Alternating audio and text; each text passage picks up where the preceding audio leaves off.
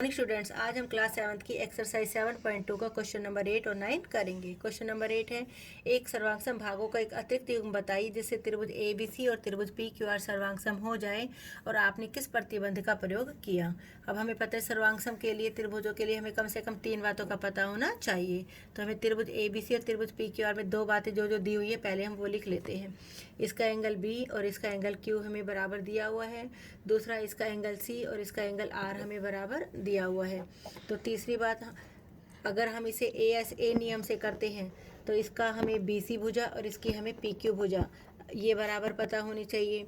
या फिर अगर हम इसे हाइपोटेन्यूस यानी RHS नियम से करते हैं तो उसके लिए हमें एक साइड पता होनी चाहिए जो कि हमें नहीं दी हुई है। तो हम इसे RHS नियम से नहीं कर सकते। हम इसे कौन से नियम से करेंगे? हमें 2 कोण दिए हुए हैं, इधर भी हमें कोण 2 दिए हुए हैं। तो हम क्या करेंगे, इन दोनों कोणों के बीच की जो भुजा है वो बराबर लेंगे। इस दोनों कोणों के बीच में भुजा कौन सी आ रही है? BC। और इन दोनों कोणों के बीच में भुजा कौन सी आ रही है? RQ। तो BC भुजा हमारी बराबर होनी चाहिए किसके? RQ के।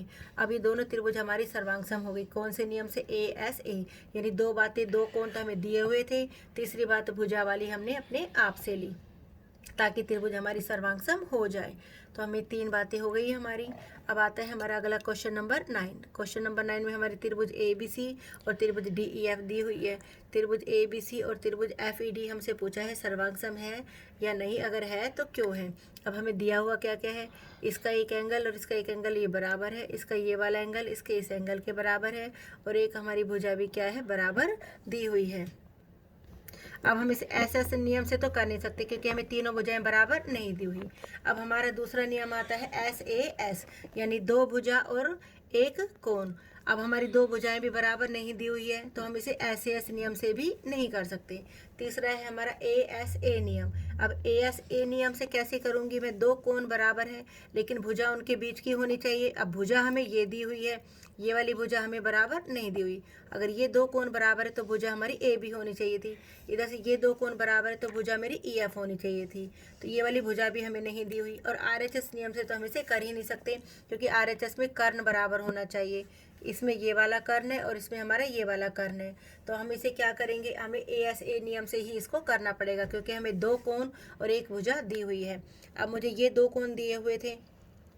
अब किसी त्रिभुज के यदि 2 कोण बराबर हों तो उसका त्रिभुज का तीसरा कोण भी क्या होगा? बराबर होगा। यानी इस त्रिभुज का हमारा C कोण और इस त्रिभुज का हमारा D कोण ये भी हमारे आपस में क्या होंगे? बराबर होंगे। यदि किसी त्रिभुज के 2 कोण बराबर होते हैं तो तीसरा कोण भी उसका क्या होगा? ऑटोमेटिकली बराबर होगा। यानी C और D कोण भी अब हमारे क्या होंगे? बराबर होंगे। अब हमें पता है कि इसका B कोण और इसका E कोण, इसका C कोण और इसका D कोण बराबर है, और हमारी इसकी BC भुजा और इसकी DE भुजा भी क्या है? बराबर है। अब ये हमारी दोनों त्रिभुज सर्वांगसम हो गई। कौन से नियम से? ASA। अब मुझे इस वाले कोण को और इस वाले कोण को नहीं लेना, इस वाले और इस वाले कोण को लेना है, यानी कोण B और कोण C। यहाँ से हमें लेना है कोण D और कोण E क्योंकि हमारी ये वाली भुजा बराबर दी हुई है। त्रिभुज ABC तथा त्रिभुज FED में A और F दिए हुए हैं बराबर, B और E बराबर दिया हुआ है। तो हमारा त्रिभुज का तीसरा कोण जो C और D है वो भी हमारे क्या हो जाएंगे? बराबर है।